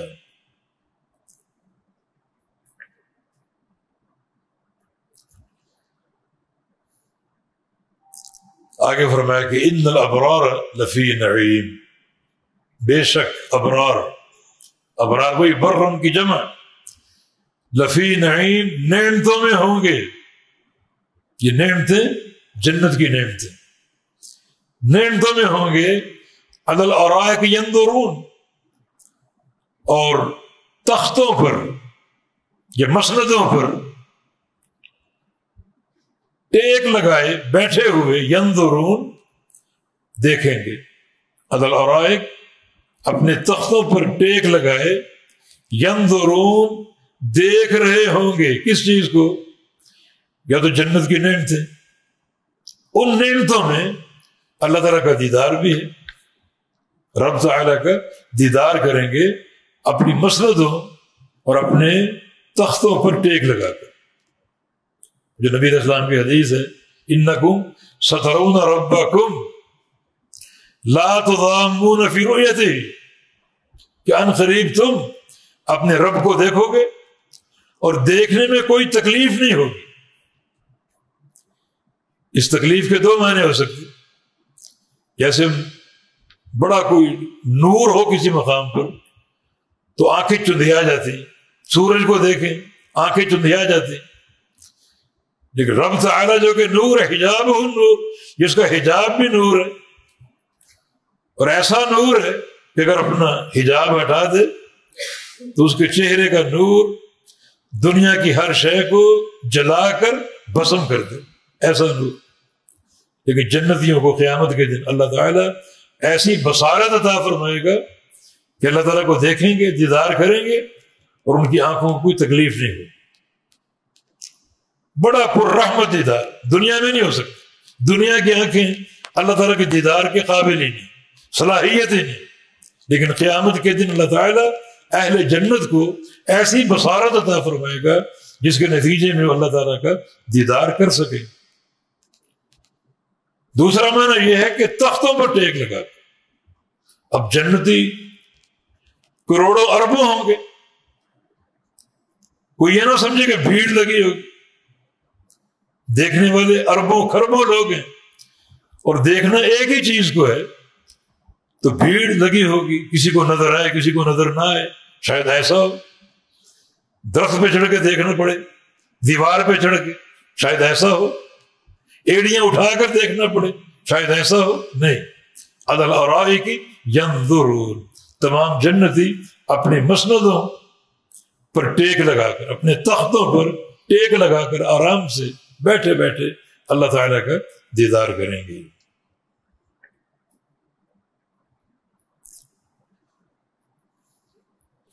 تعرف فی وجوہہم نظرۃ النعیم.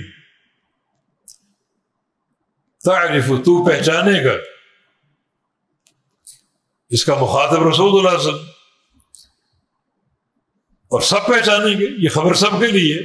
تو پہچانے گا فی وجوہہم, ان کے چہروں میں, نظرۃ النعیم, جنت کی نعمتوں کی تر و تازگی. جنت کی نعمتوں کی, حوریں ہیں, محلات ہیں, میوہ جات ہیں, نہریں ہیں, غلمان اور ولدان ہیں, بچے ہیں. ان سب کو جنتی دیکھیں گے اور جوں جوں دیکھیں گے, جوں جوں نعمتیں استعمال کریں گے, تو ان کے چہرے کی نظرت اور چہرے کا سرور, رونق بڑھتی جائے گی. تعرف, تو پہچانے گا فی وجوہہم, ان کے چہروں میں, نظرۃ النعیم, جنت کی نعمتوں کی تر و تازگی اور جنت کی نعمتوں کا نور اور حسن. یعنی اہل جنت کا حسن روزانہ بڑھے گا, روزانہ بڑھتا جائے گا.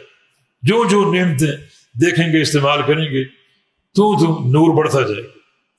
اور سب سے بڑی نعمت اللہ تعالیٰ کا دیدار, کیونکہ نبی علیہ السلام کی حدیث ہے کہ ینسون نعیم الجنہ. جب اللہ کا دیدار قائم ہوگا تو جنتی جنت کی نعمتوں کو بھول جائیں گے. لا یلتفتون, جنت کی نعمتوں کی طرف کوئی التفات نہیں کریں گے جب تک اللہ کا دیدار قائم رہے. اور اللہ کے دیدار کے نتیجے میں جو چہرے کا نور, نظرت اور سرور ہے, وہ مزید اور زیادہ بڑھ جائے گا. یہ نظرہ, تر و تازگی, یہ لفظ نبی علیہ السلام کی ایک حدیث میں وارد ہے. آپ کی مشہور دعا جو آپ نے حج کے موقع پر بنا کے میدان میں مسجد خیف میں ایک ظہر کی نماز پڑھا کر وہ دعا کی تھی, اور ساتھ خطبہ بھی ارشاد فرمایا تھا, نظر اللہ امرا سمع منی حدیثا فحفظہ ووعاہ فاداہ کما سمعہ. اللہ تعالیٰ اس شخص کے چہرے کو تر و تازگی عطا فرمائے گا جو میری ایک حدیث سن لے, اس کو یاد کر لے, اس کو سمجھ لے اور اس کو آگے پہنچا دی. 4 تعلق, حدیث کو سننے کا شوق ہو, حدیث کو یاد کرنے کا شوق ہو, حدیث کو سمجھنے کا شوق ہو اور آگے پہنچانے کا شوق ہو. جس شخص میں یہ شوق پیدا ہو جائے, اللہ تعالیٰ اس شخص کے چہرے کو قیامت کے دن تر و تازگی عطا فرمائے گا. تو یہ آیت کریمہ تعرف فی وجوہہم نظرۃ النعیم, کہ ان کے چہروں میں جنت کی تر و تازگی ہوگی. اور جو سب سے بڑا عمل ہے اس تر و تازگی کا اور جو سبب ہے وہ نبی علیہ السلام کی حدیث کے ساتھ یہ تعلق. حدیثوں کو سننے کا, پڑھنے کا, یاد کرنے کا, سمجھنے کا, عمل کرنے کا, آگے پہنچانے کا شوق اور جذبہ ہو, تو اللہ رب العزت نے اپنے نبی کی زبان سے یہ خبر دی ہے کہ اللہ تعالیٰ ان لوگوں کے چہروں کو تر و تازگی عطا فرمائے گا.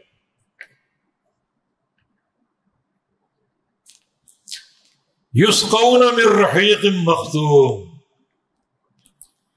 یسقون پلائے جائیں گے, مجہول کا صیغہ مضارع, پلائے جائیں گے من رحیق شراب سے، مختوم مہر لگی ہوئی، مہر لگی ہوئی شراب سے انہیں جام پلائے جائیں گے۔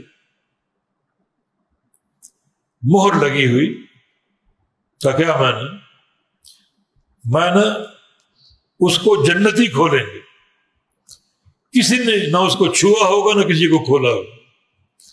ایسے ایسے جام ان کو پیش کیے جائیں گے جن پر مہر لگی ہوگی، نہ کسی نے چھوا، نہ کسی نے دیکھا، نہ کسی نے اس میں سے پیا۔ یہ جنتی پیئیں گے، یہ سعادت انہیں حاصل ہوگی۔ یہ رحیق مختوم، رحیق مختوم، ایسی شراب جو مہر لگی ہوئی ہوگی۔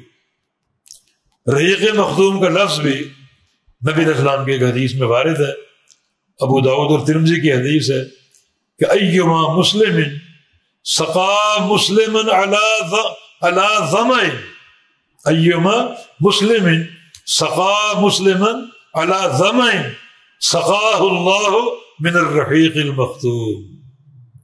جو مسلمان اپنے کسی بھائی کو پانی پلائے جبکہ وہ پیاسا ہو، اللہ تعالیٰ قیامت کے دن اسے یہ رحیق مختوم پلائے گا۔ رحیق مختوم، رحیق شراب، مختوم مہر لگی ہوئی۔ مہر کس چیز کی؟ ختامہ مسک، وہ مہر مسک کستوری کی ہوگی، وہ مہر کستوری کی، بڑی عمدہ۔ اس مہر کا معنی اہل جنت پہچان لیں گے کہ یہ ہمیں ملی ہے، ہم سے قبل نہ کسی کو دی گئی، نہ کسی ہاتھ نے چھوا، نہ کسی نے اس کو کھولا، ہم اس کو کھول کر پی رہے ہیں۔ اس کا ایک اور معنی بھی ہو سکتا ہے مختوم کا، من رحیق مختوم، پلائے جائیں گے شراب سے مختوم جو ختم کی جائے گی، جو ختم کی جائے گی۔ ختام و مسک، جس کا ختم ہونا مسک کے ساتھ ہوگا۔ مانا جب جنتی وہ شراب پی لیں گے، وہ جام پورا پی لیں گے، تو اس کا اختتام، اس کا ختم جو ہے وہ مسک کے ذائقے سے ہوگا۔ پہلے شراب کا ذائقہ، پھر اس کا ختم ہونا مسک کستوری کے ذائقے پر ہوگا، اور خوشبو معطر خوشبو پھوٹے گی۔ یہ معنی بھی مفسرین نے کیا، اور دونوں معنی درست ہیں، تو دونوں ممکن۔ وفی ذلک فلیتنافس المتنافسون، اور اسی میں جو یہ نعمتیں بیان ہوئی ہیں، نظرۃ النعیم، رحیق مختوم اور ختام و مسک، اسی کے بارے میں فلیتنافس المتنافسون، سبقت اختیار کریں اور رغبت پیدا کریں، المتنافسون، سبقت کرنے والے اور رغبت اختیار کرنے والے۔ یہ فلیتنافس یہ نفیس سے ہے، نفیس، اور نفیس کا معنی یعنی عمدہ شے، اور تنافس کا معنی کسی بھی عمدہ شے کو حاصل کرنے کی کوشش کرنا، اس میں رغبت رکھنا اور ایک دوسرے سے آگے بڑھنے کی کوشش کرنا۔ تو انہی نعمتوں کے بارے میں فلیتنافس، سبقت اختیار کریں، المتنافسون، سبقت اختیار کرنے والے، یعنی تمام لوگوں کو چاہیے کہ وہ ان نعمتوں کے حصول کے لیے محنت بھی کریں اور ایک دوسرے سے آگے بڑھنے کی کوشش کریں۔ جیسے قرآن پاک میں والسابقون السابقون، سبقت لے جانے والے، اور کیا کہنا ان کا؟ السابقون اے السابقون فی الدنیا، والسابقون اے السابقون فی الآخرہ، جو لوگ دنیا میں اعمال صالحہ اختیار کرنے میں سبقت لے جاتے ہیں، اللہ تعالیٰ قیامت کے دن انہیں جنت میں سبقت عطا فرمائے گا، اور جنت کے داخلے میں اللہ تعالیٰ ان کو آگے رکھے گا۔ یہ تنافس امور شریعت میں، اللہ اور اس کے رسول کی اطاعت میں اس کی شرعن اجازت موجود ہے، دنیا میں نہیں۔ دنیا میں تنافس اختیار کرنا، ایک دوسرے سے آگے بڑھنے کی کوشش کرنا، اور دنیاوی امور میں ایک دوسرے کی ریس اختیار کرنا، یہ شریعت کے مقاصد کے خلاف۔ لیکن اگر آخرت کا معاملہ ہو تو طلب آخرت میں آپ ایک دوسرے سے آگے سبقت لے جانے اور بڑھنے کی کوشش کر سکتے ہیں۔ جیسا کہ نبی علیہ السلام کے پاس صحابہ کی ایک جماعت آئی اور آ کر کہا کہ ذہب اہل الدثور بالاجور، کہ مالدار لوگ اجر میں ہم سے آگے نکل گئے، وہ صدقہ دیتے ہیں، عمرے کرتے ہیں، زکوٰۃ ادا کرتے ہیں اور اجر کما رہے ہیں، ہمارے پاس مال نہیں ہے تو اجر کمانے کے ہمارے پاس کوئی مواقع نہیں مال خرچ کرنے کے ذریعے۔ تو رسول اللہ صلی اللہ علیہ وسلم نے ایک عمل کی نشاندہی کی کہ تم ہر نماز کے بعد 33 بار سبحان اللہ اور 33 بار الحمدللہ اور 34 بار یا 33 بار اللہ اکبر، اور آخر میں 100 کا عدد پورا کرنے کے لیے لا الہ الا اللہ وحدہ لا شریک لہ لہ الملک ولہ الحمد وہو علی کل شیء قدیر پڑھ لیا کرو۔ تو اللہ تعالیٰ تمہیں جو مالداروں کی سخاوت ہے، ان کا صدقہ ہے، اس سے بڑھ کے ثواب دے۔ یہ فقراء بہت خوش ہو گئے، عمل شروع ہو گیا۔ کچھ دنوں بعد دوبارہ آ گئے کہ یا رسول اللہ صلی اللہ علیہ وسلم جو آپ نے ہمیں دیکھی بتائی تھی، عمل بتایا تھا، وہ مالداروں کو بھی معلوم ہو چکا، لیک ہو گیا، ان تک پہنچ چکا، اب ہم کیا کریں؟ فرمایا کہ ذالک فضل اللہ یؤتیہ من یشاء۔ یہ مسابقت، ان کے پاس مال ہے، ہمارے پاس مال نہیں ہے، تو ہم کوئی ایسا عمل کریں جو ہم سبقت لے جائیں۔ یہ فلیتنافس المتنافسون، ان رغائب میں جو پیچھے بیان ہوئی، ان کے حصول کے لیے سبقت لے جانے کی کوشش کی جائے۔ وَمِزَاجُهُ مِن تسنیم،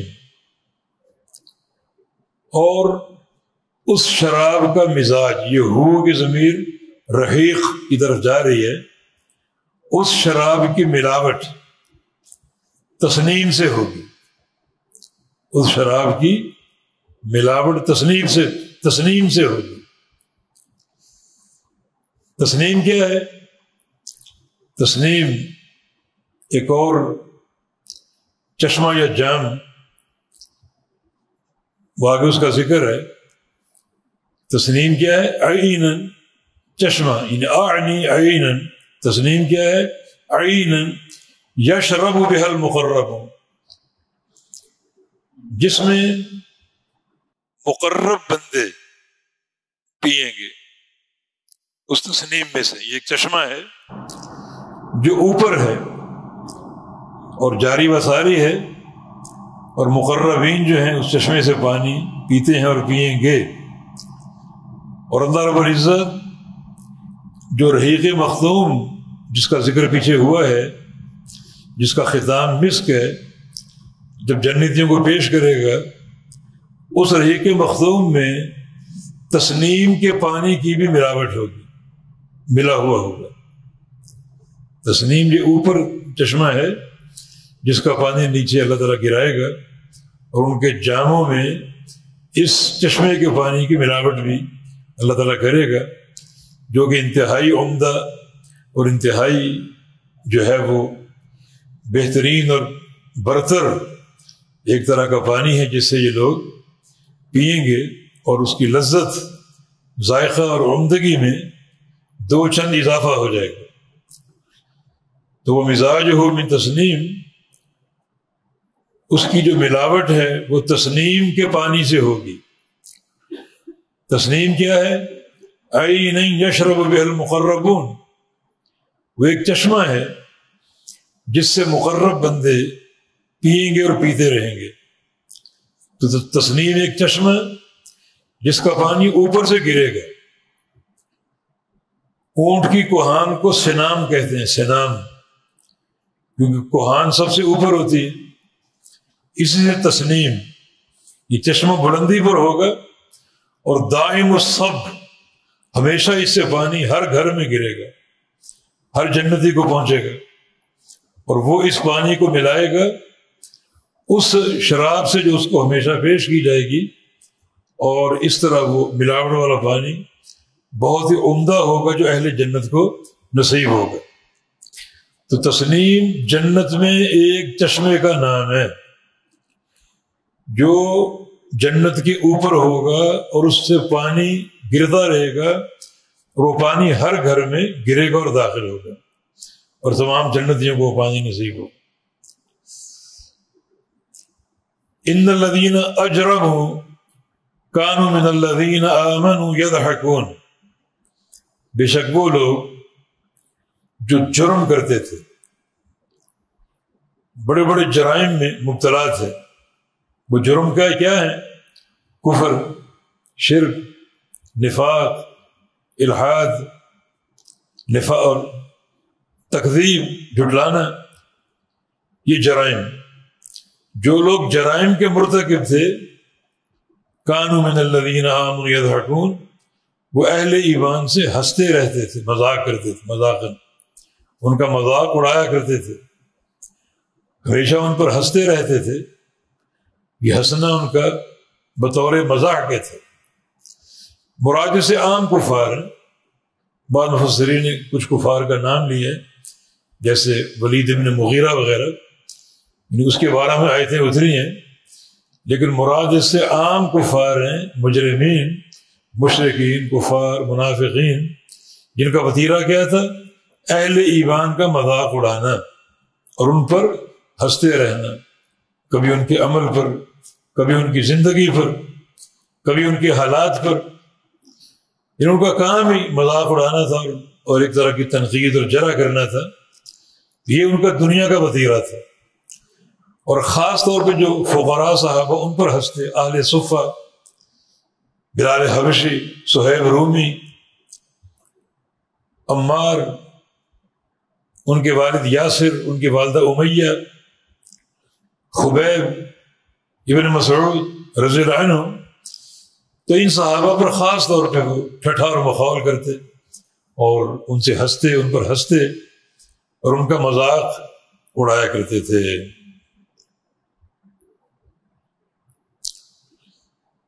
وَإِذَا مَرُّوا بِهِمْ يَتَغَامَزُونَ، اور جب گزرتے بہم ان کے پاس سے، ان کے قریب سے، یتغامزون، ایک دوسرے کو اشارے کرتے۔ یتغامزون غمزن سے ہے، اور غمز آنکھ کے اشارے کا، غمز کا معنی آنکھ، آنکھ سے اشارے کرنا۔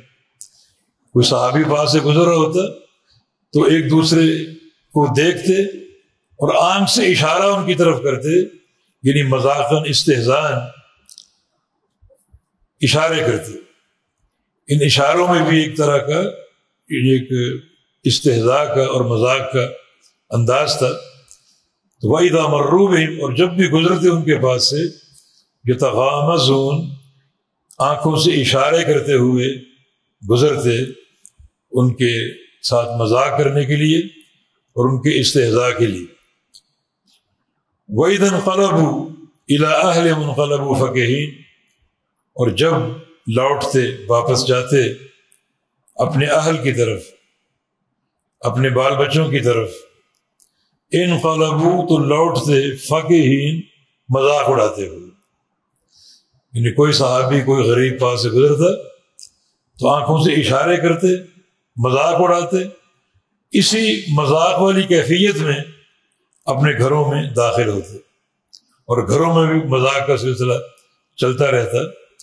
یہ ان کا ایک طرح کا وتیرہ تھا مسلمانوں کے خلاف۔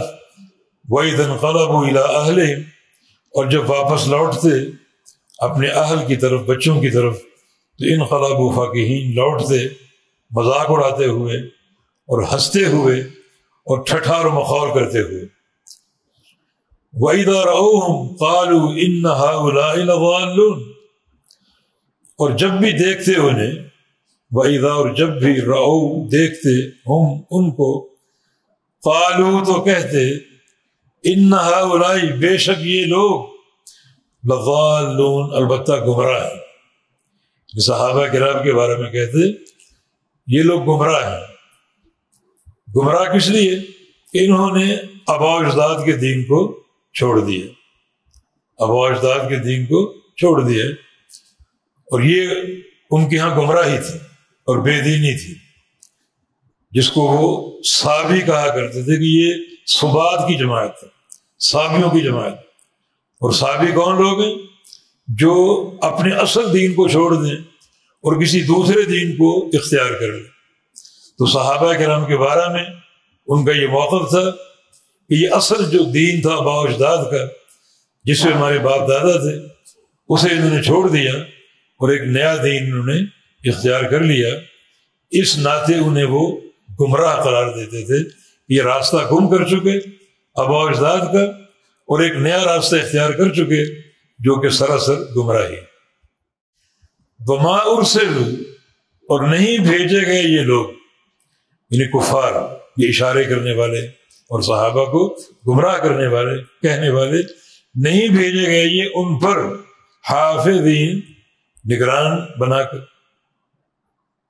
یہ فتوے لگانا تمہارا کام ہے، فلاں گمراہ ہے اور فلاں حق پر، یہ تمہارا کام نہیں. اور نہ تم ان پر نگران مقرر کیے گئے، یہ تمہارا، یہ کسی انسان کا کام ہے. کسی کو گمراہ کہے یا کسی کو حق پر کہے. وما ارسلوا علیہم حافظین، اور نہیں بھیجے گئے یہ لوگ ان پر بطور نگران کے. تمہارا کام کیا ہونا چاہیے کہ تم بھی اسلام قبول کر لو، اور اگر اسلام قبول تم نہیں کر رہے، اللہ کے غضب کا مستحق بننا چاہتے ہو، تو پھر یہ دوہرا عذاب کیوں خرید رہے ہو؟ ان لوگوں پر مذاق کر کے، ان کا استہزاء کر کے اور ان کو گمراہ کہہ کے پھر یہ دوہرا عذاب کیوں مول لے رہے؟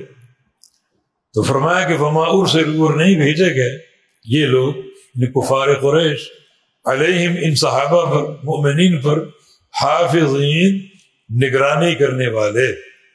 یہ ان کا کام ہی نہیں. فَالْيَوْمَ الَّذِينَ آمَنُوا مِنَ الْكُفَّارِ يَضْحَكُونَ، بس آج، یعنی قیامت کے دن، الذین آمنوا، جو لوگ ایمان لائے، من الکفار، وہ کفار سے، یضحکون، ہنسیں گے. دنیا میں کفار ہنستے تھے، قیامت کے دن یہ مؤمنین اہل الجنہ ہنسیں گے، اور اللہ یہ ہنسنے کا موقع فراہم کرے گا. وہ کیسے؟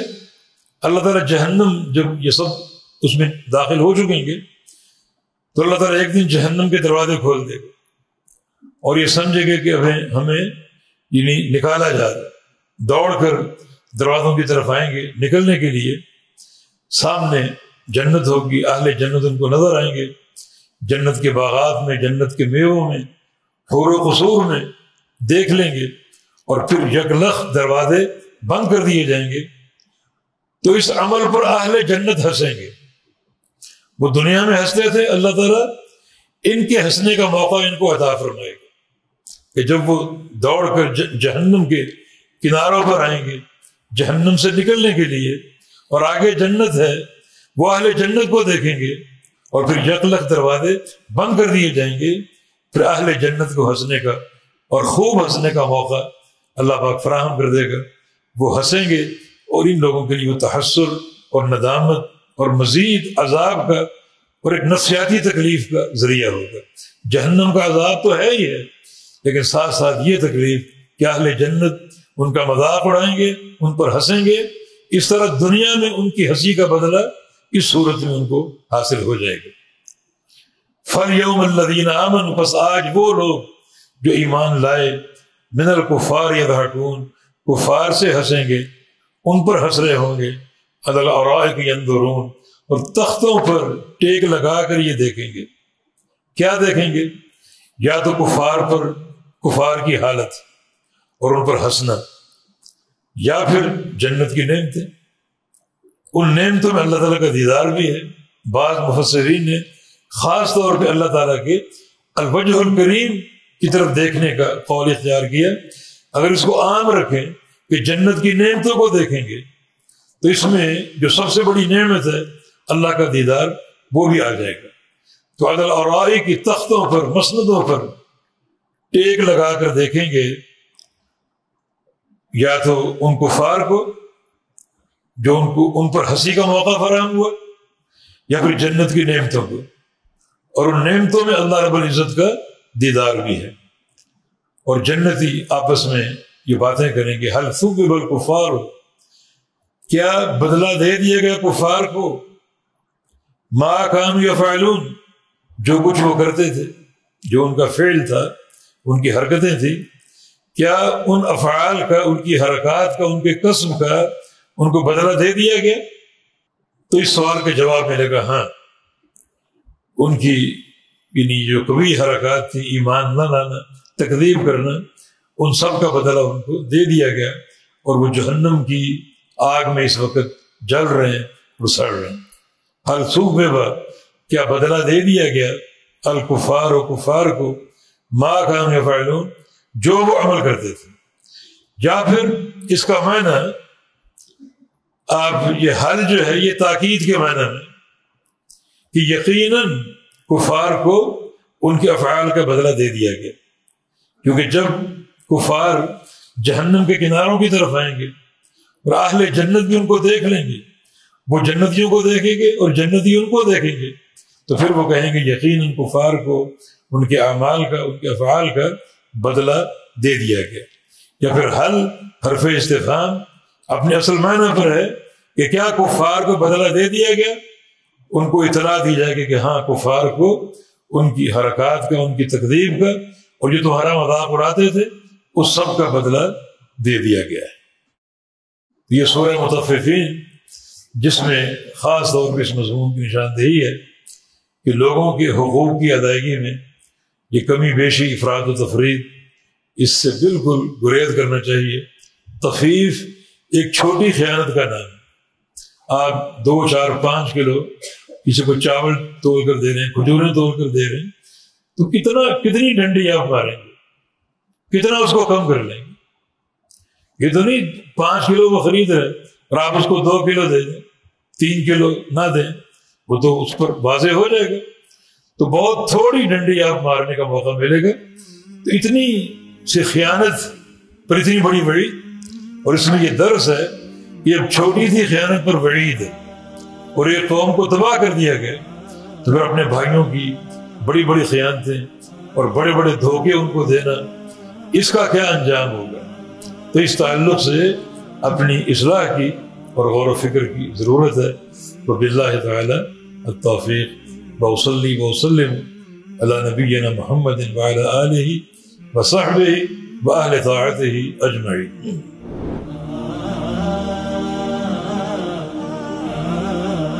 چنانچہ اللہ رب العزت اہل جنت اہل جہنم سے مخاطب ہو، اور ایک بڑا مینڈا چت کبرا لایا جائے گا، اور اللہ رب العزت سب کے سامنے مینڈے کو ذبح کرے گا، اور پوچھے گا کہ جانتے ہو میں نے کس چیز کو ذبح کیا؟